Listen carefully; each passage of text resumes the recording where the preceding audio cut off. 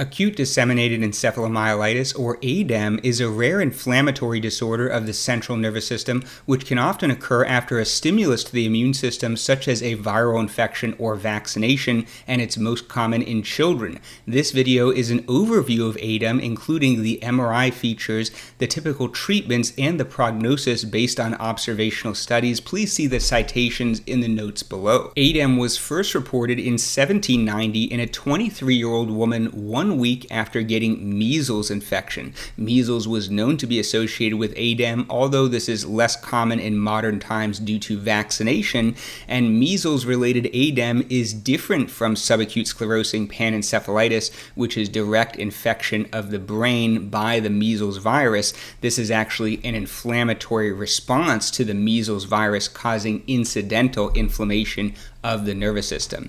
Most typically, ADEM involves the brain and can cause confusion. Often there's a prodromal phase with vague symptoms like fever and headache and sleepiness, followed by an alteration of consciousness such as confusion, but also focal neurological symptoms like weakness of parts of the body and speech difficulty. It can also involve the spinal cord, hence myelitis, inflammation of the spine, and cause numbness and weakness of the limbs, and even the optic nerves and cause vision loss. It's usually uniphasic, meaning it just has one phase. It does not recur, unlike multiple sclerosis, which tends to cause numerous relapses over someone's lifetime. So someone can have ADEM and not go on to have any chronic neurological disease if they recover entirely.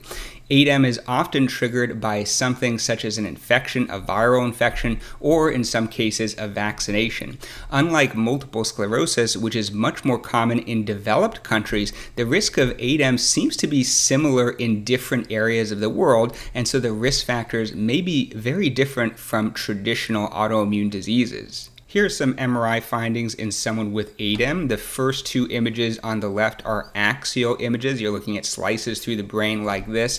These are the normal fluid-filled structures, the lateral ventricles, but on T2 sequences, the white matter should look dark like this, but these white, fluffy lesions are typical of ADEM, and you can see it's disseminated in different areas of the nervous system, hence acute disseminated encephalomyelitis. It mostly involves the white matter, but you can see on this image it involves the gray matter structures such as the caudate nucleus and putamen. Here you're looking at a coronal slice like this, and you can see the thalamus, another gray matter structure, is involved in addition to the white matter right beneath the cortex. Here's another example. On the left is T2 flare images. Again, you see these patchy inflammatory disseminated lesions, and on the right you see T1 sequences with gadolinium contrast dye, and the contrast dye gets into part of the lesion. You see this incomplete ring enhancement typical of inflammatory disorders. This is from an 8-year-old girl 1 week after a viral upper respiratory tract infection,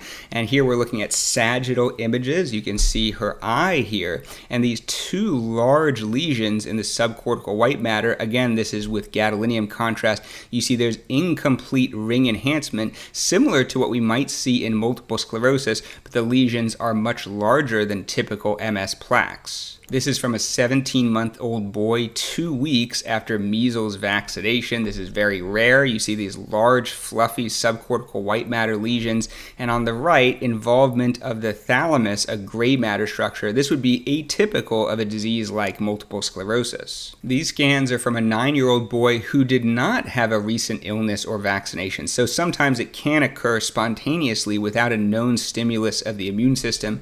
Again, on the left T2 sequences, you see these large inflammatory lesions, and on the right you can see partial ring enhancement. Usually things like infections such as toxoplasmosis or tumors would have complete or homogeneous ring enhancement. This is from an 8-year-old girl who had headache and weakness on the limbs. On the right is an MRI of the brain. We're looking at coronal sections like this. These are the lateral ventricles. This is the pons, and you can see lesions in the insula, part of the temporal lobe, and in the peripheral part part of the pons. And on the right, we're looking at the cervical spine. So here is the brain, these are the vertebrae, these are the discs, and this is the spinal cord, which should be dark, but you see this long, large white lesion. This extensive lesion is very atypical of a disease such as MS. It's more similar to what you might see with neurological diseases such as neuromyelitis optica spectrum disorder or myelin oligodendrocyte glycoprotein associated disease, but this is an example of ADEM with involvement of both the brain and the spine. Here are before-after images. So before is on the left, and then on the right, 3 months after receiving intravenous methylprednisolone, a form of intravenous steroid, brand name Solumedrol, you can see extensive swelling of the temporal lobes and midbrain, which is essentially completely gone 3 months later. And that's one characteristic of ADEM. The MRI lesions can completely resolve, which is very rare in multiple sclerosis. One of my patients in her 30s, she had large brain lesions. I thought she might have multiple sclerosis, but to my surprise, a follow-up MRI scan showed complete resolution of lesions. She had very severe neurological deficits and confusion, but had complete resolution of all symptoms and did well. I diagnosed her with ADEM. She didn't need any further treatments other than steroids. Here's another before-after in a 3-year-old boy who developed ADEM after mumps infection, before on the left, and then 8 months after intravenous steroids. You can see these large lesions in the thalamus, and they're completely gone 8 months later. If we could look at the brain under the microscope in someone with ADEM, what we would see is inflammation caused by invasion of white blood cells and loss of myelin, the fatty sheath covering the nerve fibers. Now, it's hard to find actual pathological sections in ADEM because usually children with ADEM recover and do reasonably well, and there would be no reason for a brain biopsy. So this is actually pathology from multiple sclerosis, and this is an H&E stain in addition to Luxol Fast Blue, and you can see the loss of myelin. And then on the next slide, this is a T cell stain with a CD3 marker, and you can see these white blood cells, T lymphocytes, invading the brain. This is the rate of different symptoms in ADEM. Usually it's a subacute illness starting with nonspecific symptoms such as headache and fever, followed by confusion. And the quintessential symptom of ADEM is confusion and delirium, and people often have focal neurological symptoms. So weakness in 76%, imbalance and tremor is common, or cranial nerve deficits such as double vision or difficulty swallowing or loss of hearing, optic neuritis causing pain and vision loss in one or both eye, myelitis, inflammation of the spine causing numbness and weakness of the limbs, and it's often in the thoracic lesion, though it can also involve the cervical spine or neck, as I showed earlier. Speech impairment can occur. Numbness is less commonly reported. I think it can occur, but usually the other symptoms are more dramatic. Seizures occur in 13 to 35%, depending on the study we look at. These are some of the infections that have been reported to trigger ADEM, but really it can occur after any infection potentially. Measles was the most famous in the past. Beta hemolytic strep has this property where it can act as a super antigen, stimulating the major histocompatibility complex on T cells, causing an inflammatory response. So it may be linked to ADEM in rare cases. Varicella, the cause of chickenpox, the flu, HIV, hepatitis A, but really any infection could potentially cause ADEM, and usually it happens a little bit afterwards, like 1 to 4 weeks after the infection, because it takes some time for the lymphocytes, the B and T cells, to have an immune response and cause injury to the brain and the rest of the central nervous system. This article lists some of the viruses, vaccines, and bacteria which have been reported to be associated with rare cases of ADEM.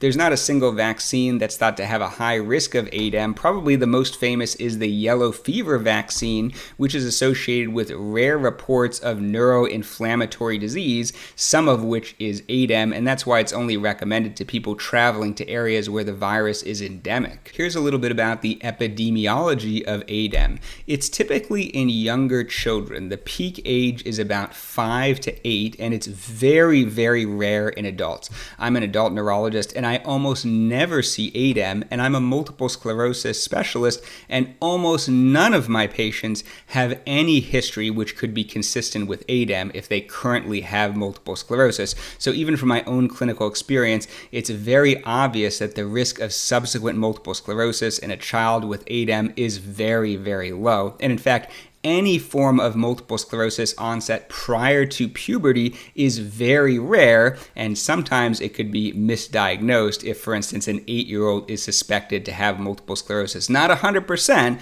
but it's very rare in that age group.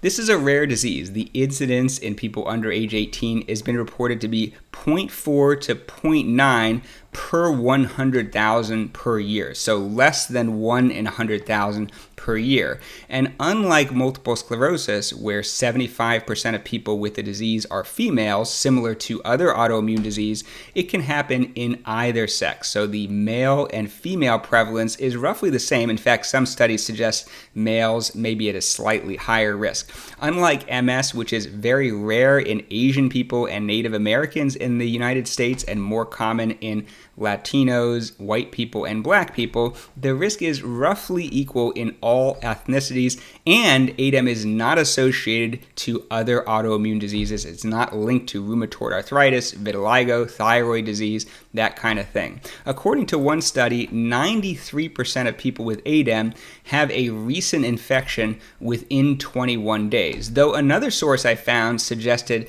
that the rate was lower, only 70 to 77% with a recent infection or vaccination. According to one study, only 5% had a vaccine within the last month. So ADEM is mostly associated with infections and less commonly associated with vaccinations, and there's some evidence that the risk of ADEM with vaccines seems to be decreasing over time, possibly due to improvements in vaccine technology. There's sort of an art to making a vaccine not too immunostimulatory and potentially causing an autoimmune phenomenon. The recurrence rate is low, reported to be 5.5 to 21%, depending on the study, and complete resolution of all MRI findings is reported in about half of individuals. Some people can have residual MRI findings, though there's usually dramatic improvement. One diagnostic test often done is a spinal tap. This is where a needle is placed in the low back to draw out cerebrospinal fluid and send it to the laboratory. Typically in ADEM, we would see elevated lymphocytes. This is a type of white blood cell, and elevation of protein, and importantly, testing for specific viruses like the herpes simplex virus would all be negative, along with other potential causes of brain inflammation.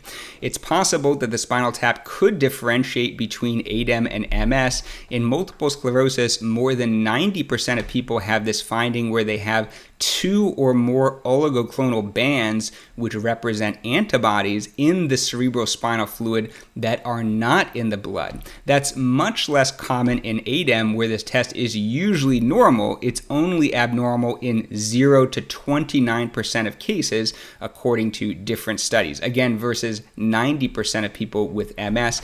But the findings on the MRI scan, the confusion that's associated with ADEM, the big fluffy lesions, usually makes it obvious that a child has ADEM and not early multiple sclerosis, though there could be some in-between cases. No one knows for sure what causes ADEM, but the theory is that it's caused by a molecular mimicry phenomenon. So you get exposed to a virus or bacteria or possibly a component of a vaccine, and your immune system, your lymphocytes, part of the immune system, sees a component of the proteins of this foreign antigen and develops an immune response, and by coincidence, that inflammatory response attacks the myelin, the fatty sheath of the nerve fibers. We know, for instance, that with the experimental disease, experimental autoimmune encephalomyelitis, which is supposed to be a mouse model of multiple sclerosis, it's actually more similar to ADEM. That disease can be transmitted from one mouse to another by transferring the T lymphocytes, not the B lymphocytes or other white blood cells like macrophages.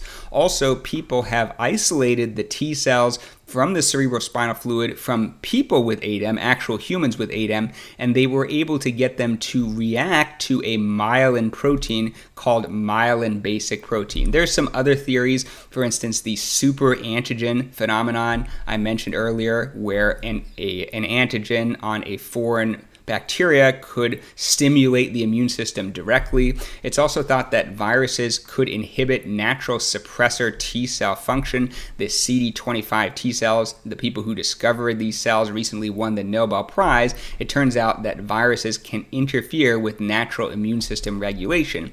And the end result is that white blood cells infiltrate into the central nervous system, mostly the brain, but potentially also the spinal cord and the optic nerves. Other white blood cells like macrophages and microglia get in. They produce pro-inflammatory cytokines, cell signaling proteins such as tumor necrosis factor alpha and interleukin 6, and they damage the nervous system. But this is ultimately a self-limited inflammation, similar to Guillain-Barré syndrome, inflammation of the peripheral nervous system, which can occur after an infection or vaccination. And so the inflammation goes away and the nervous system repairs, and usually it does not recur, and hopefully there will be a good clinical outcome. There are some diseases which could mimic ADEM, making the diagnosis confusing. Multiple sclerosis, of course, perhaps in an older child or teenager. There's a malignant form of multiple sclerosis called Western Hurst syndrome, which can cause extensive lesions which can look like ADEM and cause hemorrhages or bleeding within the brain. There are rare autoimmune diseases such as MOGAD and neuromyelitis optica, which can cause extensive spine lesions similar to what we see in ADEM, and also certain types of brain lesions. Of course, viral encephalitis, which is the reason that cerebrospinal fluid testing with a spinal tap is often necessary. Rare autoimmune diseases that can be associated with cancer, paraneoplastic disorder, and also rare metabolic disorders. I actually remember when I was a resident, I had a patient with a history of ADEM, and they had a second episode of confusion and neurological symptoms with extensive white matter lesions.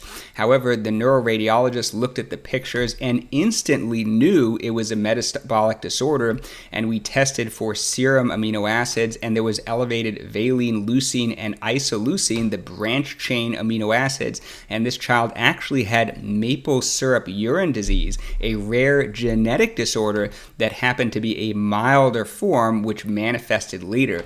They were put on a branch chain amino acid restricted diet, and they improved significantly. These are the treatments of ADEM. The standard treatment would be high-dose steroids.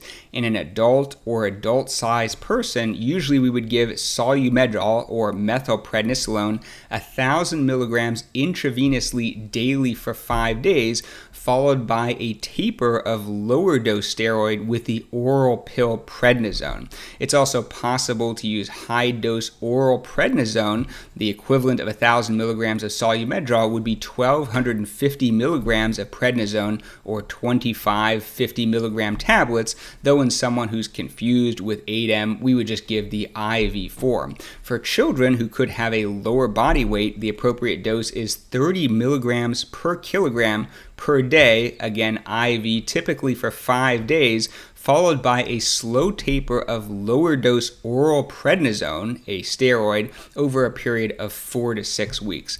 If someone has more refractory symptoms, there are other treatments we could attempt, such as plasma exchange, which is a dialysis-like procedure which filters out antibodies and pro-inflammatory proteins, the cytokines, and hopefully reduces inflammation. Another treatment is giving artificial immunoglobulins, intravenous immunoglobulin or IVIG, and this sort of blocks natural antibody production. In people with more severe refractory disease, it's possible to use the medication cyclophosphamide, a chemotherapy drug, Cytoxan, though this can cause rare bleeding in the bladder and lower white blood cells and hair loss and gastrointestinal side effects. It's more toxic, but it can be effective in someone with aggressive refractory ADEM. There's not a lot of evidence on the right treatment for ADEM. This is a rare disease. I was able to find this one unrandomized trial from 1997. This is not a placebo-controlled randomized trial. They had 121 people with ADEM, and 43 were treated treated with steroids.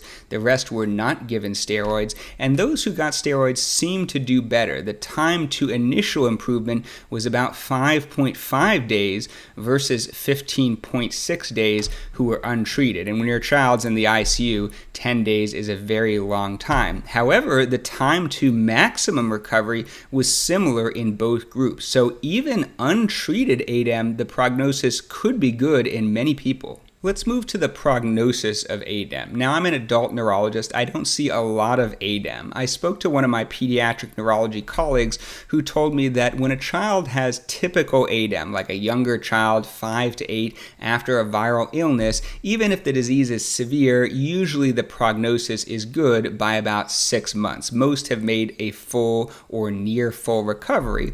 But she told me when the child is older, perhaps a teenager, the prognosis may be less certain, and some of those kids do have recurrences or end up being diagnosed with multiple sclerosis.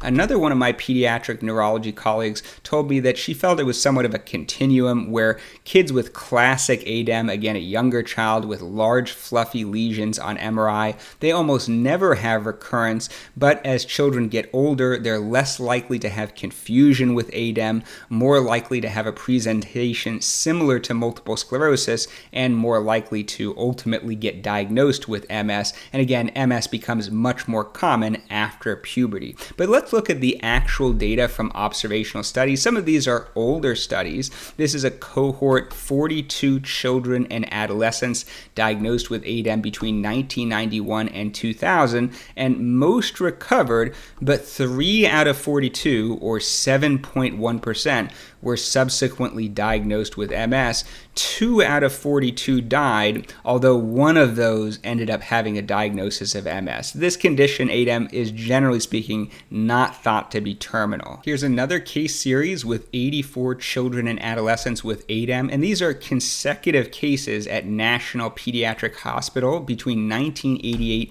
and 2000. The mean age of onset of ADEM was 5.3 years old, and the mean follow-up was 6.6 years. So that's pretty good follow-up. And 90% had a monophasic course. In other words, they did not have a recurrence. They did not have a subsequent attack of ADEM or subsequent diagnosis of multiple sclerosis. And most of them did well. So they used this scale called EDSS, which is Expanded Disability Status Scale. This is a scale of disability used in neurological disease research, mostly in multiple sclerosis research. And 0 would be no disability. Anything between 0 and 2.5 would be considered very low. 3 to 4 would be moderate disability. 6 would mean a cane is needed to walk 100 meters, and 6.5 would mean a walker is needed. And you can see 89% had no or low disability, and only 11% were in that higher category, and none passed away. So this is pretty good overall, though certainly some people don't have a great recovery. They actually broke this down based on their MRI findings. So group A is the children who had smaller lesions, I guess less impressive lesion burden on MRI, and almost all of them did well. 96% ended up in this low disability category, EDSS of 0 to 2.5. Whereas those with larger lesions, group B, only 80% were in this lower category. A few others had moderate disability, and a few others, 10%, were in this category of EDSS of 5 to 6.5. For group C, this is with bithalamic lesions in the gray matter, the thalami, similar to the MRI I showed you earlier.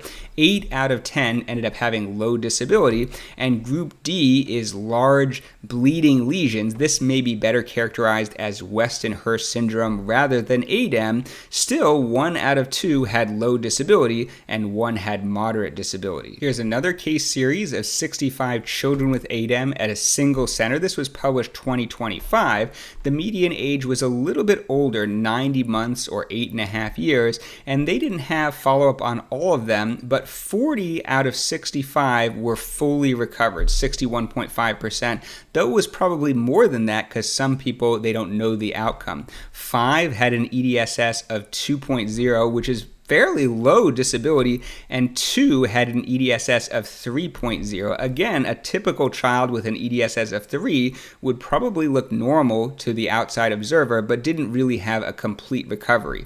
2 others had mood alterations, and 2 were seriously disabled. So this fits with the idea that, generally speaking, most children with typical ADEM are going to have a fairly good or complete recovery. There's a little bit of data on adult ADEM. This is just from one study. They found that there's a slight female predominance. 65% of adults with ADEM are females, so it's kind of between what we see with typical ADEM in children, 50-50, and adults with multiple sclerosis, 75% women.